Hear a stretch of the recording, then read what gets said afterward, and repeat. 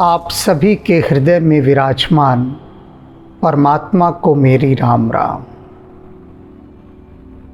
आज का जो प्रसंग है वह लंका कांड का अमृत कुंड है। आज चूकना नहीं है। कारण क्या है, क्यों कहा मैंने कि आज का प्रसंग, आज का दिन अमृत कुंड है? क्योंकि आज प्रभु श्री राम स्वयं अपने श्री मुख से कुछ रहस्यात्मक बातें उच्चरित करेंगे। राम मितभाषी हैं, बहुत कम बोलते हैं, सार्थक बोलते हैं, जब भी बोलते हैं कुछ भी व्यर्थ अनर्गल उनके श्री मुख से कभी नहीं निकलता। इतनी लंबी यात्रा में आपने देखा ही होगा कि राम केवल सार्थक बोल रहे हैं और हम लोग दिन भर निरर्थक बोलते हैं। इसलिए हमारी जीवन की जो ऊर्जा है, जीवन ऊर्जा, वह व्यर्थ बह जाती है। जितना अधिक निरर्थक बोलेंगे उतनी अधिक हमारे जीवन की ऊर्जा व्यर्थ बह जाएगी। यह बात अपने मन और मस्तिष्क में बिठा लीजिए। राम कथा, प्रभु श्री राम का चरित्र हमें सब कुछ सिखा जाता है। सब कुछ, जो भी कुछ वेदों में है, पुराणों में है, इत्यादि धर्मशास्त्रों में है, उन सब का यदि इतर तैयार किया जाए, सार तैयार किया जाए, तो वह प्रभु श्री राम का चरित्र होगा। इसलिए आज का प्रसंग अमृत कुंड है। दृश्य क्या है वो समझ लीजिए फिर से। हालांकि सबको पता है जो नियमित इसे देख रहे हैं, लेकिन फिर भी मैं बता दूं कि आज के एपिसोड का, आज के प्रसंग का दृश्य क्या है। रावण का पुत्र मेघनाद मारा गया है। उसके शोक से वह ग्रस्त है, त्रस्त है। मेघनाद पर ही सारा दारो मदार टिका था। वह मारा गया। उससे पहले उसका भाई, उसका महाबलशाली भाई कुंभकर्ण मारा गया। सेना हतोत्साहित है, निराश है, निस्तेज है। रावण सब देख समझ रहा है कि हालात बहुत खराब हैं। वह अपने सेनापतियों से कहता है कि एक बात सुन लो, युद्ध में पीठ कोई नहीं दिखाएगा। अगर किसी को मरने से डर लगता हो, अभी सेना छोड़कर चला जाए। लेकिन अगर किसी ने युद्ध में पीठ दिखाई, मुड़कर आया, तो फिर मुझसे बुरा कोई ना होगा। और दूसरी बात कि राम के साथ जो मैंने बैर साधा है, जो दुश्मनी मोल ली है मैंने राम से, तुम लोगों के भरोसे नहीं ली है कि कहीं तुम सोचो कि मैंने अपनी सेना के भरोसे राम से दुश्मनी मोल ली है। नहीं, मैंने अपनी भुजाओं के बल पर राम से बैर साधा है। और जब शत्रु मेरे द्वार पर आकर खड़ा हो जाएगा, मैं अकेला ही लड़ लूँगा। अगर सेना को मेरा साथ नहीं देना तो चली जाए। अब रावण के इस वक्तव्य से देखिए कि वह कितना अधिक खिन्न है, भीतर से चिड़चिड़ा हो चुका है, उदास हो चुका है, और कहीं बहुत गहरे में वह मरने को तैयार है। वो कहता है कि मैं अकेले ही मरने चला जाऊंगा। ये नहीं कह रहा, कहना यही चाहता है कि अगर सेना मेरे साथ मरने को तैयार नहीं है तो कोई बात नहीं, मैं अकेले जाकर मर लूंगा। लेकिन सेना उसके साथ चलती है, पूरे जोश के साथ चलती है, उत्साह के साथ चलती है, और पहुंच जाती है वहाँ जहाँ है प्रभु श्री राम। रावण ने कहा आक्रमण करो, और जब यह बात सुनी तो राक्षस वीर वानर सेना पर टूट पड़े। रावण ने अपने सेनापतियों से कह दिया था कि तुम लोगों को राम और लक्ष्मण से उलझने की आवश्यकता नहीं है, उनसे मैं निपटूंगा, उन दोनों राजकुमार भाइयों को मैं देख लूँगा, तुम बस भालू और वानरों की सेना को खा जाओ, बाकी काम मेरा। अब ये दृश्य है, इस दृश्य से अब जो यात्रा शुरू होती है वह बहुत ही सारगर्भित रहस्यपूर्ण यात्रा है। यह सुध सकल कपिन जब पाए, जब वानर सेना को यह समाचार मिला कि रावण ने अपनी राक्षसी सेना से कह दिया है कि जाओ आक्रमण करो, तब धाये कपि रघुबीर दुहाए, तब वानर सेना भी जय श्री राम रघुपति की दुहाई देते हुए आक्रमण के लिए राक्षसों पर टूट पड़े। धाये विशाल कराल मरकट भालू काल समान थे, ये जो काल के समान भालू और वानर थे ये दौड़ पड़े राक्षस सेना की तरफ। मानहु सपच्छ उड़ाई भूधर बृंद नाना बानते, ऐसा लग रहा था कि जैसे बहुत सारे रंग बिरंगे पहाड़ पंख लगाकर उड़ रहे हों, इतने विशाल ये वानर और भालू, और जिस गति से ये दौड़ रहे थे राक्षस सेना की ओर, लगा जैसे पर्वतों ने पंख लगा लिए हों और रंग बिरंगे पर्वत हों। तुलसीदास जी सौंदर्य के धनी हैं, युद्ध क्षेत्र में भी ऐसा प्राकृतिक और मनोहर सौंदर्य का वर्णन करते हैं कि युद्ध के अंदर भी श्रृंगार रस दिखाई देने लगता है। हालांकि दोनों का कोई मेल नहीं होता, लेकिन यही कौशल है तुलसीदास जी का कि युद्ध के अंदर भी वीर रस में भी वो श्रृंगार रस का समावेश कर देते हैं। क्या सुंदरता दिखाई है।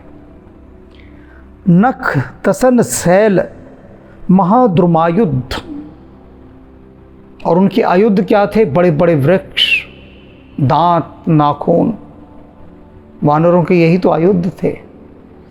सबल संक न मानहि, और ऐसे बलशाली कि फिर भी कोई डर नहीं, कोई खौफ नहीं,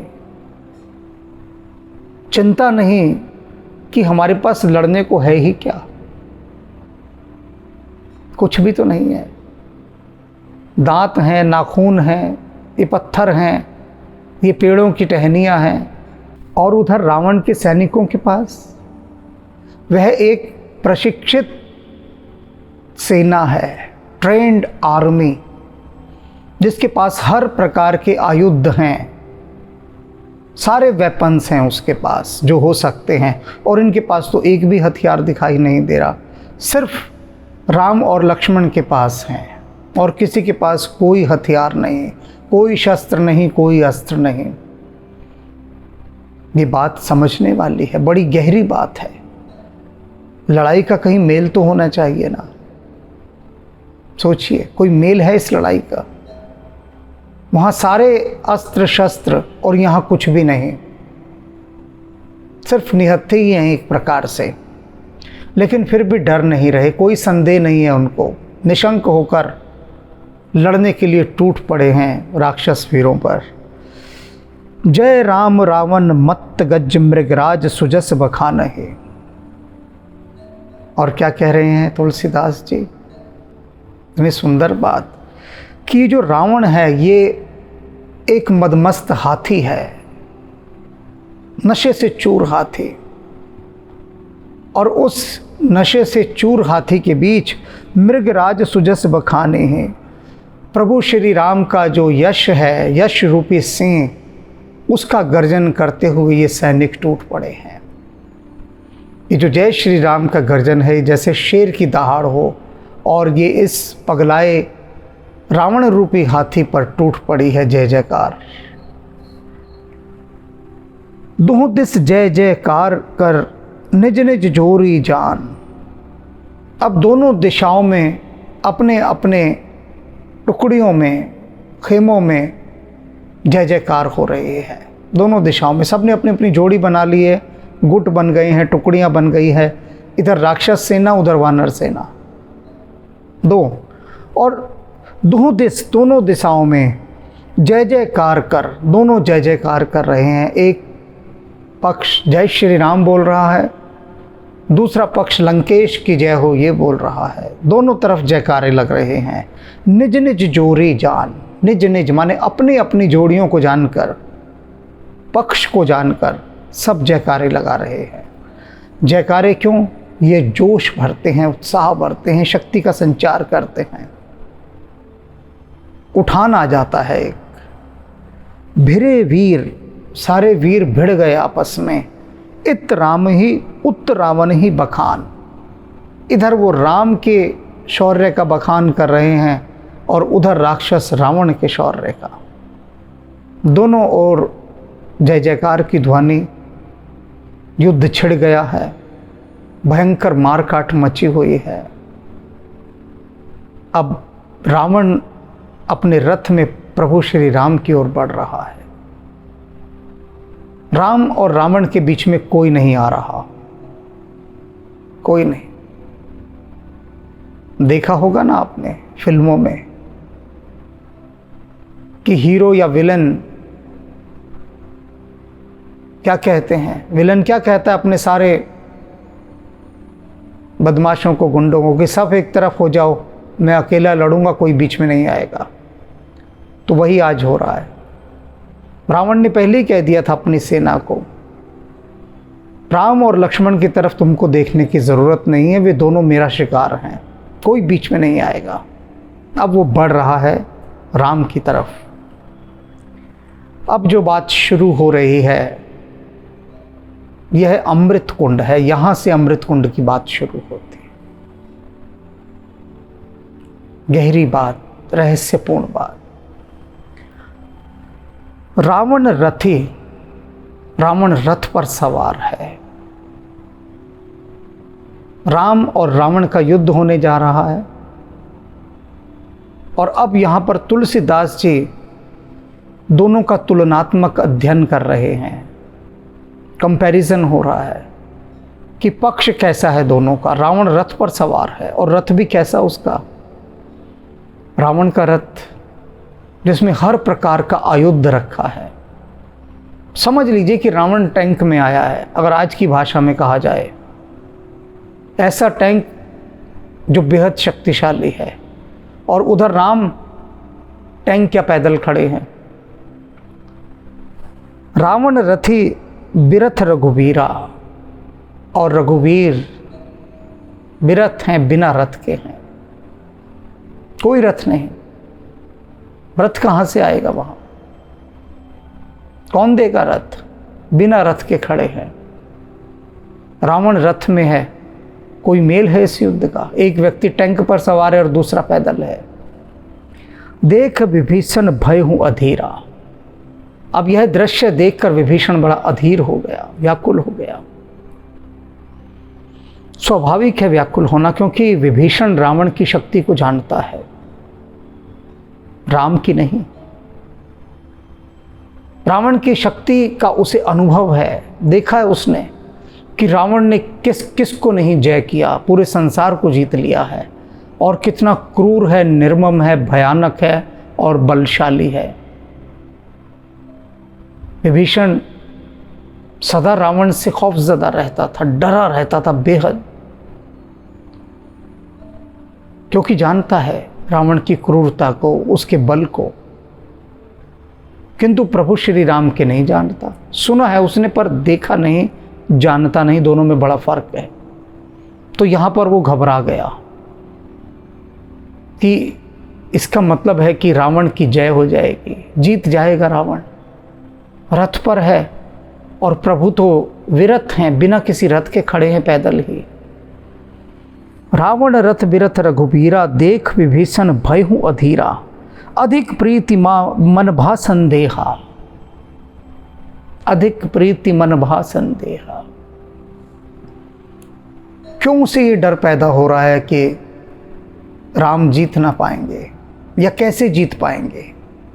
अधिक प्रीति, राम से इतना अधिक प्रेम है कि भा संदेहा, कि मन में संदेह उत्पन्न हो गया। ये समझने वाली बात है। विभीषण राम के प्रति संदेह कर रहा है इस समय। संदेह इसलिए नहीं कर रहा कि राम को कमजोर समझ रहा है, संदेह इसलिए कर रहा है कि राम से बहुत अधिक प्रेम है। हमें जिससे बहुत अधिक प्रेम होता है उसकी सुरक्षा के लिए हम बहुत अधिक चिंतित होते हैं, चाहे कितना बलशाली क्यों ना हो। अपना बच्चा, अपना मित्र, अपना भाई कितना ही बलशाली क्यों ना हो, लेकिन जब युद्ध में जाता है या किसी बड़े जोखिम के काम में जाता है तो दिल धड़कने लगता है, धक धक करता है, व्याकुल हो जाता है। हालांकि जानता है कि जीतेगा यही, फिर भी क्योंकि प्रेम अधिक है। अधिक प्रेम का होना मन में संदेह को उत्पन्न कर देता है। संदेह का मतलब यहाँ शक नहीं है, संदेह का मतलब व्याकुलता, असुरक्षा की भावना। यहाँ संदेह का जो सही इनसिक्योरिटी, सही अर्थ है वह है असुरक्षा की भावना। विभीषण असुरक्षा की भावना से भर गया है। किसके लिए? राम के प्रति।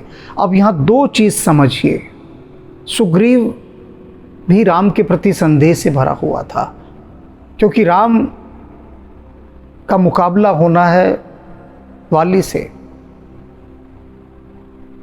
और सुग्रीव जिस संदेह से भरा था वह संदेह ये था कि जो राम को कमतर मान रहा था,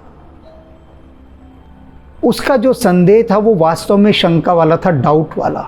उसे भरोसा ही नहीं आ रहा था कि एक वनवासी जो सिर्फ धनुष बाण टांगे चले आए हैं, यहाँ पर सीधे साधे दिख रहे हैं, ये वनवासी राम कैसे वाली को मार सकते हैं? संभव नहीं।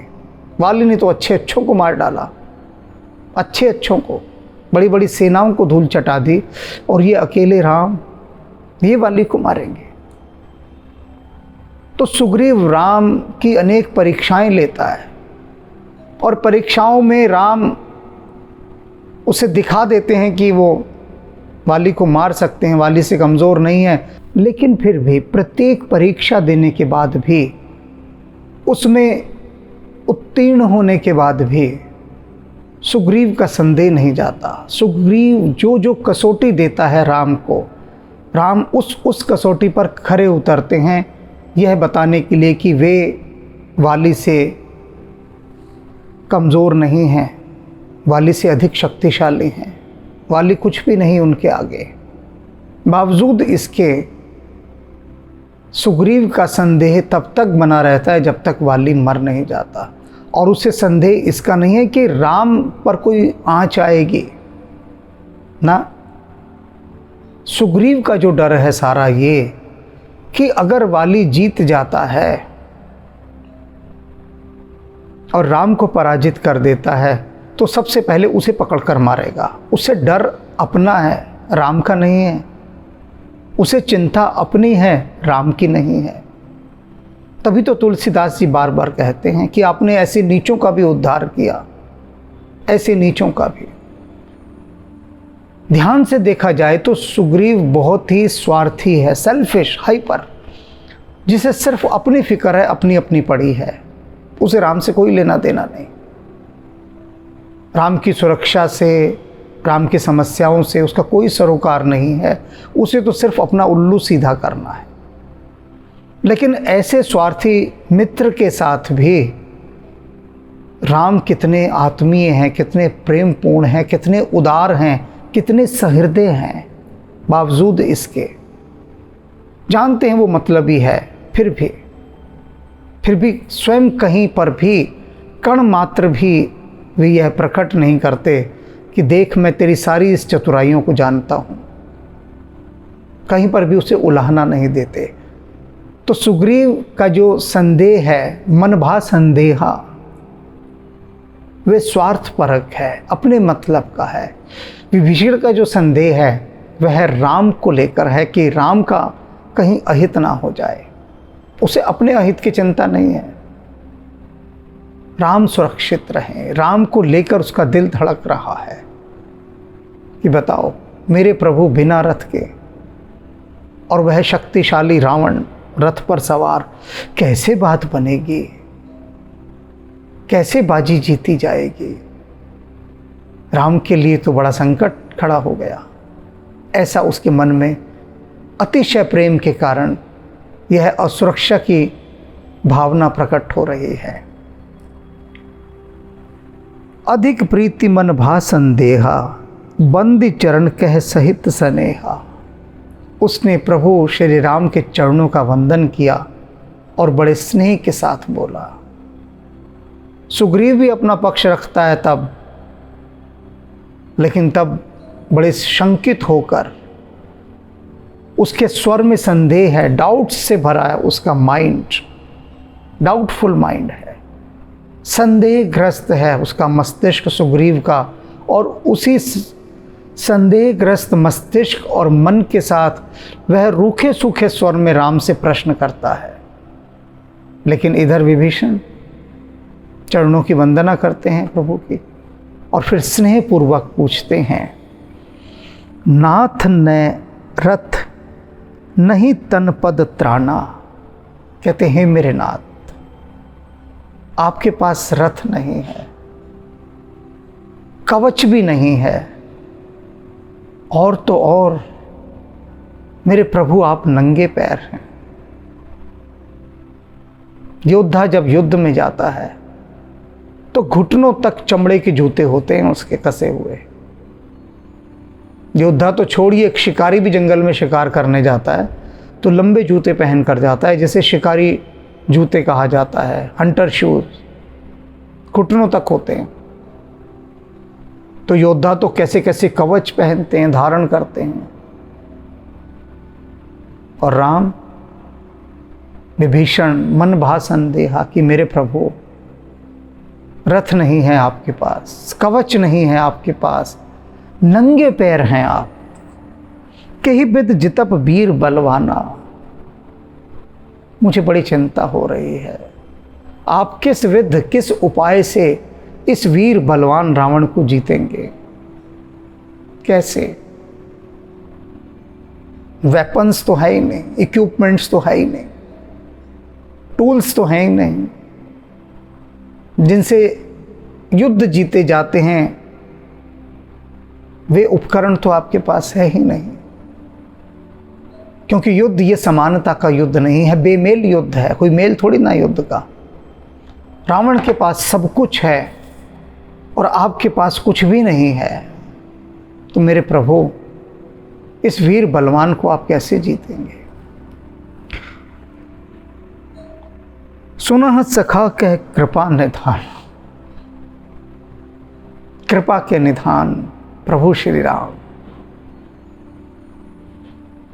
सब पहचानते, सब पहचानते कौन आदमी हृदय के किस तल से उनसे क्या बात कह रहा है, सब खबर है उन्हें।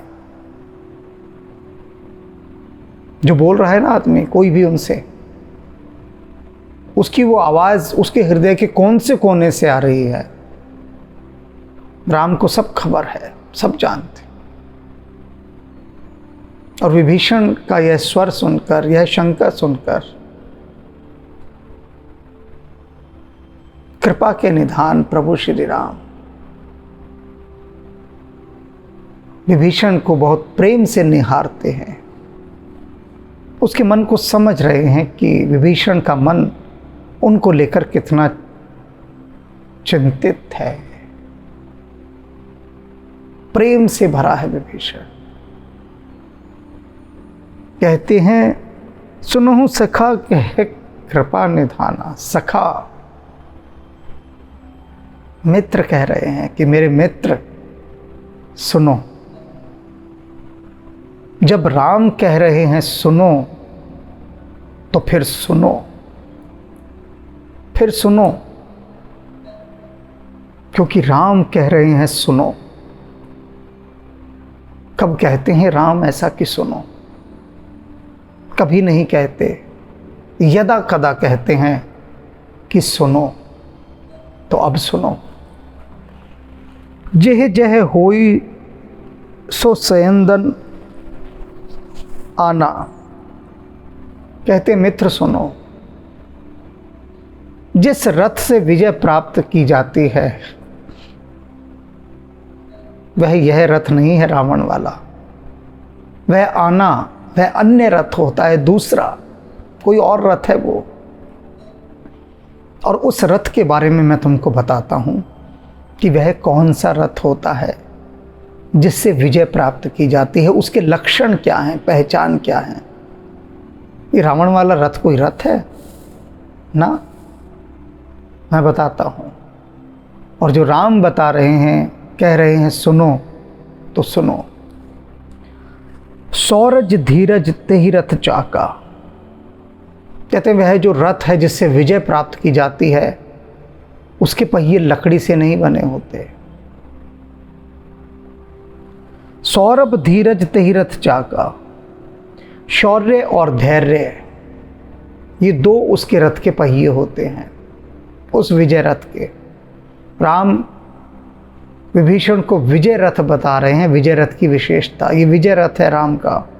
सौरज धीरज तेह रथ चाका, सत्यशील दृढ़ ध्वजा पताका। सत्य और शीलता, उसकी ध्वज और पताकाएं होती हैं। युद्ध में झंडे होते हैं ना, रावण तो कपड़े के झंडे लगवा कर आया है, जिसको देखकर तुलसीदास जी ने कहा कि ऐसा लग रहा है जैसे वीर वसंत युद्ध करने आया हो। रंग बिरंगी है पूरी सेना। लेकिन राम कह रहे हैं कि नहीं, ये कपड़ों की झंडियाँ कोई झंडियाँ नहीं है, ये ध्वजा नहीं है।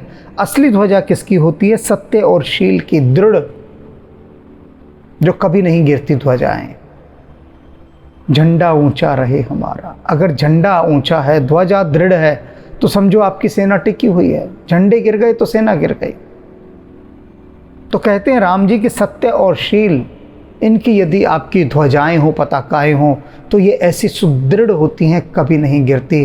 तो विजय रथ पर ऐसी पताकाएं हैं, मेरे विजय रथ पर। बल विवेक दम परहित घोरे। रथ में घोड़े भी होते हैं, तो कहते हैं विजय रथ में कौन से घोड़े होते हैं? बल के, विवेक के, दम माने इंद्रियों पर दमन करना, संयम करना, और परहित माने परोपकार। ये 4 प्रकार के घोड़े हैं विजय रथ में। जो मेरे पास रथ है ना विभीषण, उसमें ये 4 घोड़े जुते हुए हैं। बल के, विवेक के, दम के और परहित परोपकार के। क्षमा कृपा समता रज जोड़े। अब ये घोड़े चलेंगे भी तो सही किसी से लगाम से, तो वो जो रज्जू है, वो जो रस्सी है, वो जो लगाम है, वो किस चीज़ की है मेरे विजय रथ में? क्षमा की, कृपा दया की, समता समानता की। क्षमा कृपा समता, इनकी रस्सियों से मैंने उनको जोड़ा हुआ है। ईस भजन सारथी सुजाना। अब रथ को चलाने के लिए कोई सारथी भी चाहिए। अर्जुन का रथ चलाने के लिए भगवान कृष्ण स्वयं सारथी बने थे। सारथी अच्छा होगा तभी युद्ध जीता जा सकता है। यह पूरा एक टीम वर्क है, यूनिट है पूरी। तो सारथी कौन सा है? राम कह रहे हैं कि मेरे इस अदृश्य रथ के अंदर जो सारथी है ना, वो है ईश भजन, प्रभु का भजन, परमात्मा का भजन करना ही मेरा सारथी है। विरत चर्म संतोष कृपाना। और वैराग्य मेरी ढाल है, कवच है वैराग्य। कैसे कवच? मुझे चिंता नहीं कि मैं हारूंगा या जीतूंगा। मैं सिर्फ कर्मरत हूँ, युद्ध करने आया हूँ। मैं वैराग्य से भरा हुआ हूँ और वैराग्य ही मेरा सबसे बड़ा रक्षा कवच है, मेरी ढाल है ये, जो बचाती है मुझे हर जगह से। संतोष कृपाणा, और संतोष की कृपाण, संतोष की तलवार मेरे पास है। मेरे विजय रथ में जो तलवार रखी है वो संतोष की है। इसे समझिए, संतोष की तलवार क्या होती है।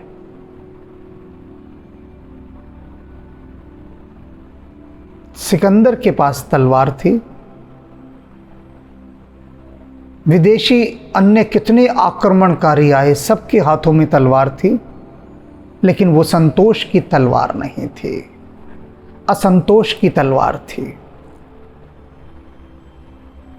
सेटिस्फाई नहीं थी वह तलवार, संतुष्ट नहीं थी, खून पीने को बेचैन थी, निर्दोषों का, मासूमों का। और इन विदेशी आक्रमणकारियों की तलवारों ने मासूमों पर जुल्म किए, उनके कत्ल किए, मारा उनको, बेजुबानों बेकसूरों को मारा। क्यों मारा? क्योंकि तलवार में संतोष नहीं था। संतोष की जो तलवार है वो प्रभु श्री राम के पास ही है। सारी शक्ति है, लेकिन तलवार कभी भी तलवार किसी मासूम पर जुल्म करने के लिए नहीं उठी। जालिमों का खात्मा करने के लिए राम की तलवार उठी है, यदि उठी है तो। और यही तलवार की विशेषता होनी चाहिए, यही जालिमों का सफाया करने के लिए तलवार होनी चाहिए। और यही राम जी की कला है, यही जो हनुमान जी ने सीखी है राम जी से, है ना। आरती कीजिए हनुमान लला की, दुष्ट दलन रघुनाथ कला की। रघुनाथ जी की कला क्या है? दुष्ट दलन रघुनाथ कला की। ये रघुनाथ जी से हनुमान जी ने कला सीखी है कि जालिम को मत छोड़ो, मासूम की हिफाजत करो, जो निरीह है, दीनहीन है, उसकी रक्षा में खड़े हो जाओ। सूराता ही जानिए जे लड़े दीन के हेत। तो राम के पास जो तलवार है वो संतोष की। राम की तलवार कभी भी साम्राज्य बढ़ाने के लिए नहीं उठी है, सिर्फ जालिमों का खात्मा करने के लिए उठी है। निश्चरहीन करहूं महे, भुज उठाए प्रणकीन। दान पर सुबुद्धि शक्ति प्रचंडा। और कह रहे हैं दान ही मेरा फरसा है, बुद्धि शक्ति प्रचंडा।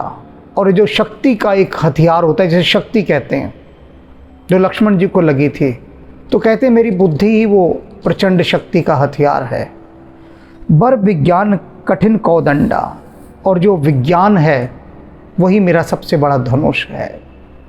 कठिन विज्ञान, श्रेष्ठ विज्ञान। उस समय का जो श्रेष्ठ विज्ञान था वो था विश्वामित्र के पास, अगस्त्य ऋषि के पास, और उन्होंने अपना सारा विज्ञान प्रभु श्री राम को दे दिया, क्योंकि वे जानते थे कि राम शक्ति का दुरुपयोग कर ही नहीं सकते।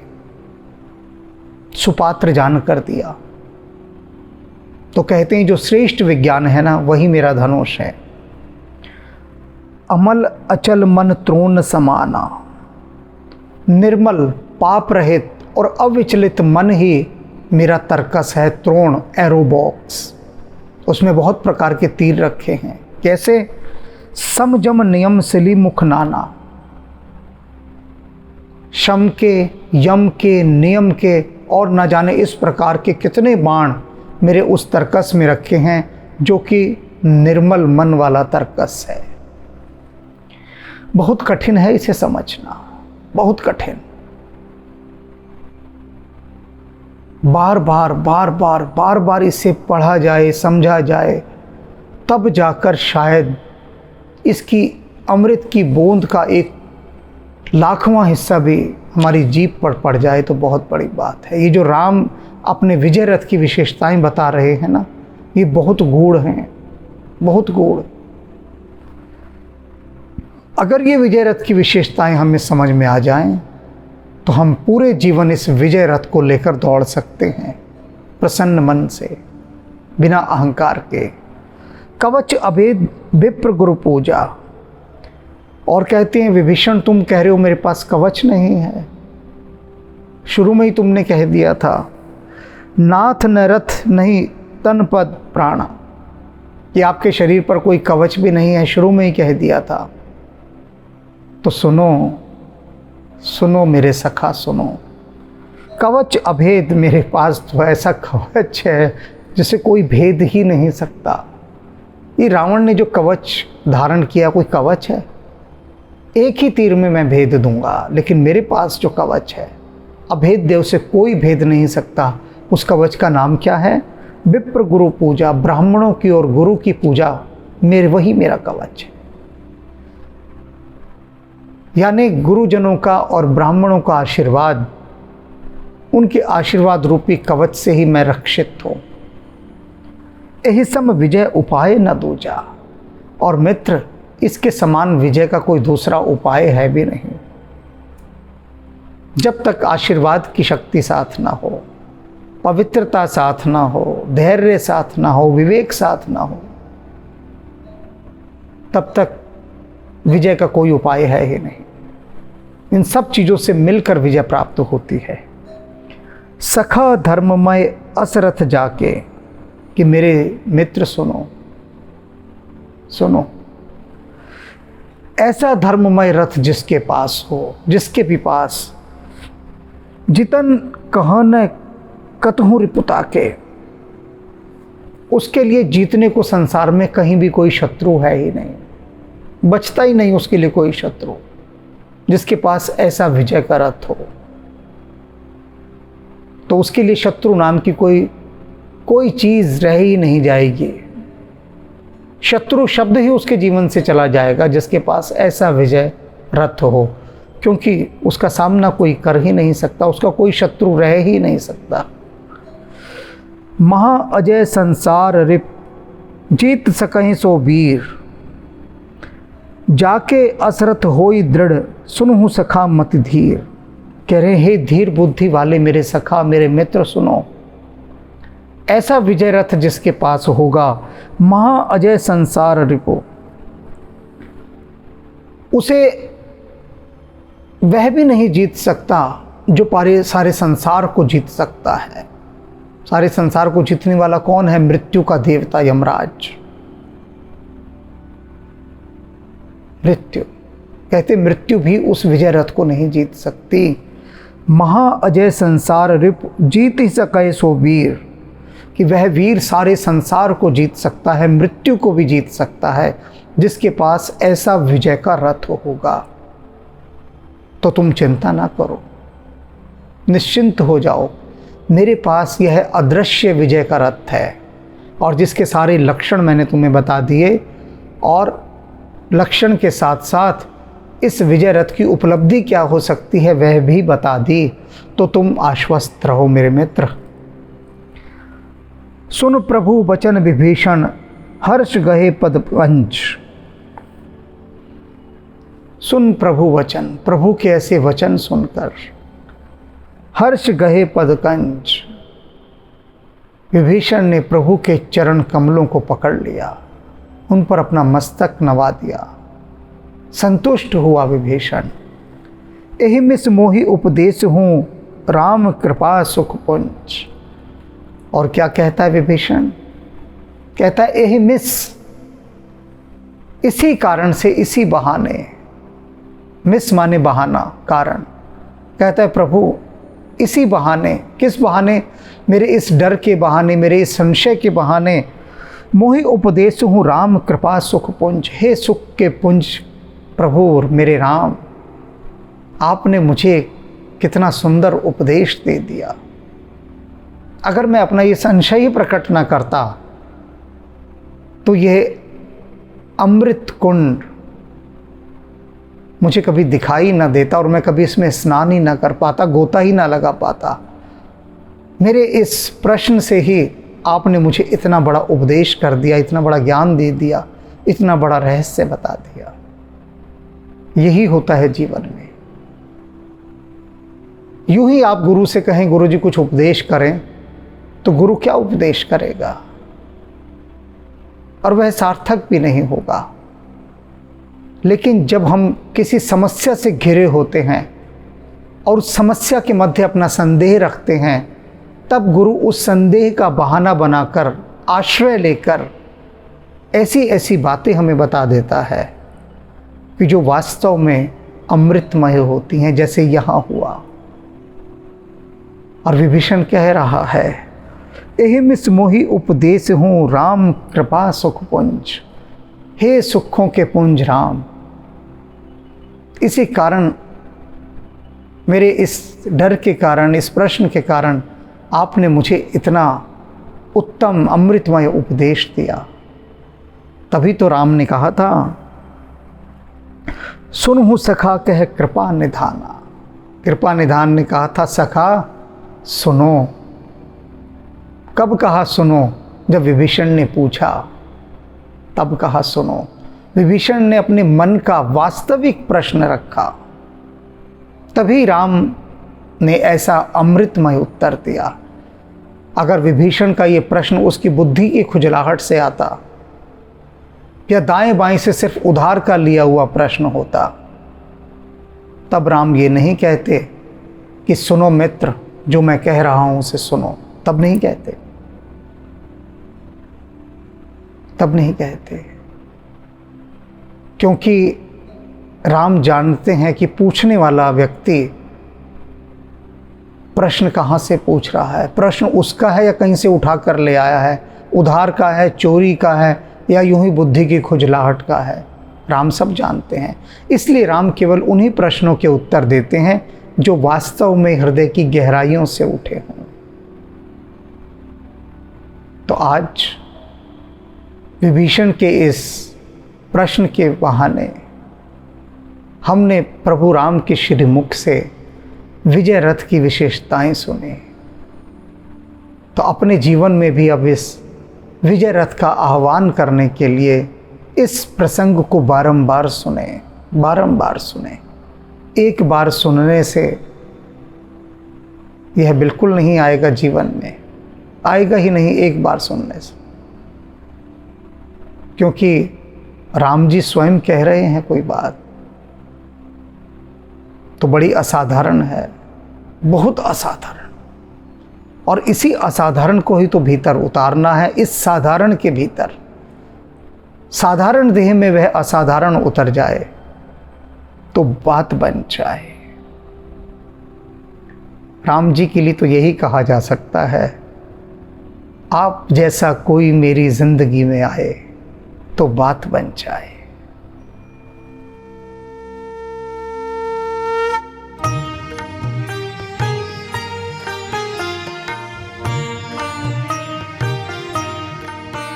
जय जय कपिनायक निज सुखदायक शंकर स्वयं अनूपा।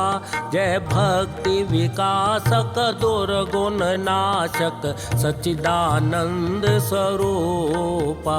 जय पवन कुमारा परम उदारा केसरी कुंवर स्वरूपा। जय अंजनी नंदन सुर मुनि रंजन दुख भंजन सुख रूपा। दुख भंजन सुख रूपा।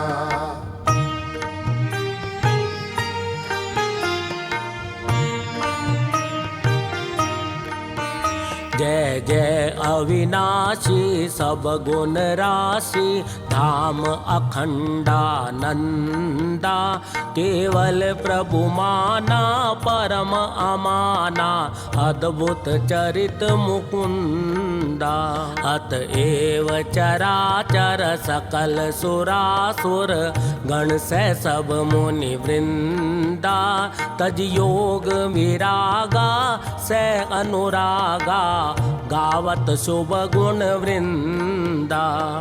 गावत शुभ